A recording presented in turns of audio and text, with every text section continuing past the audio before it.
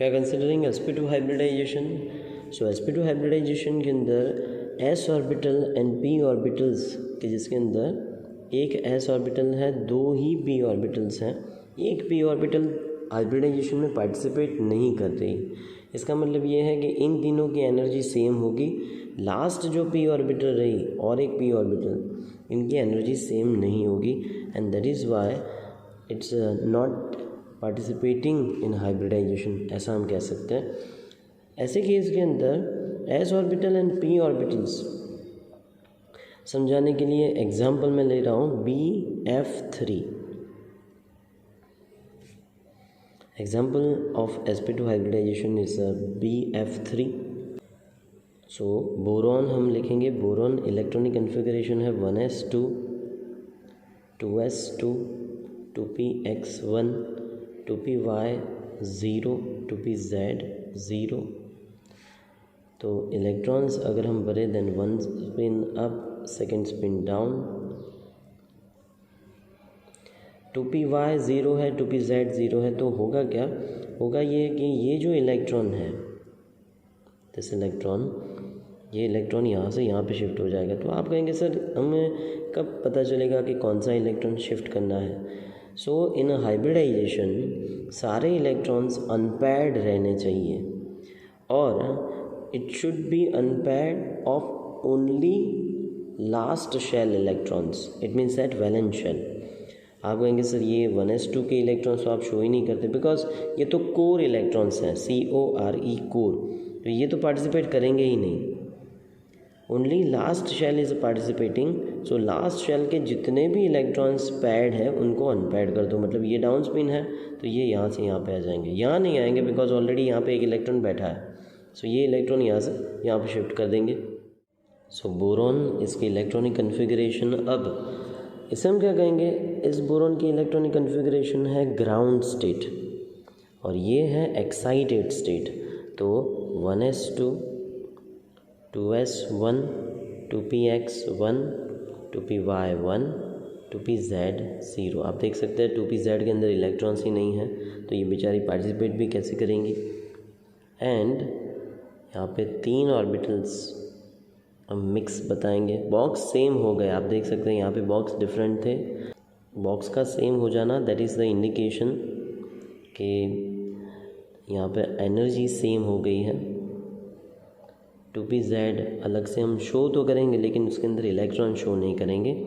अब हम electron show करें, दैट इज़ 3 अनपेयर्ड इलेक्ट्रॉन्स. सामने है फ्लोरीन, BF3 का एग्जांपल लिया है. BCl3 भी सेम ही है, BH3 भी सेम ही है. तो BF3 के अंदर फ्लोरीन है, इसके आउटर मोस्ट में एक इलेक्ट्रॉन है, तो ये एक इलेक्ट्रॉन इसके साथ शेयरिंग में आ जाएगा.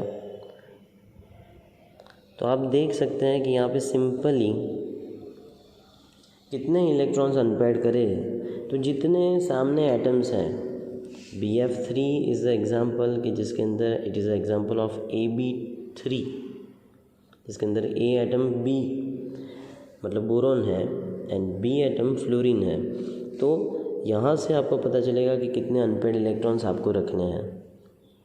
सो वी कैन से कि एक s orbital and 2 p orbitals are taking part in hybridization and that is why hybridization is sp2.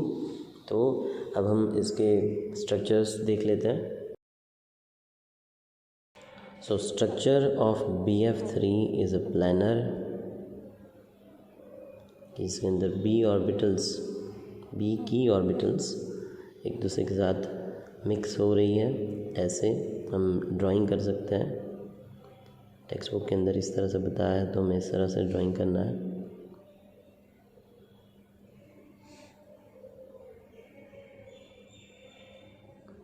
And F आपको अलग कलर यूज़ नहीं करना, ये तो फॉर अंडरस्टैंडिंग.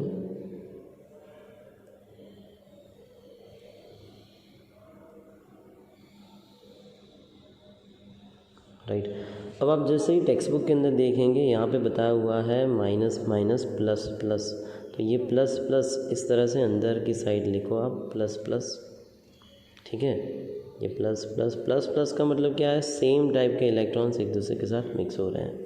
प्लस प्लस का मतलब ये है कि सेम टाइप के इलेक्ट्रॉन्स एक दूसरे के साथ मिक्स हो रहे हैं। शेप इसका नोट डाउन करेंगे, इट इज़ अ प्लैनर।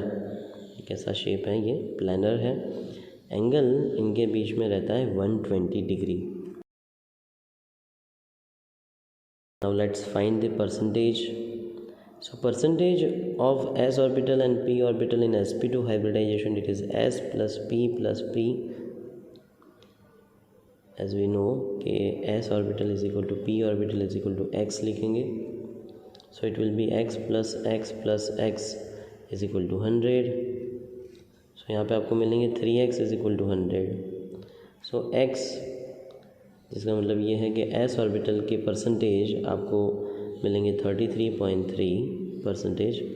वहीं पे p ऑर्बिटल्स आप 100 में से माइनस करेंगे, देन इट विल बी 66.7%।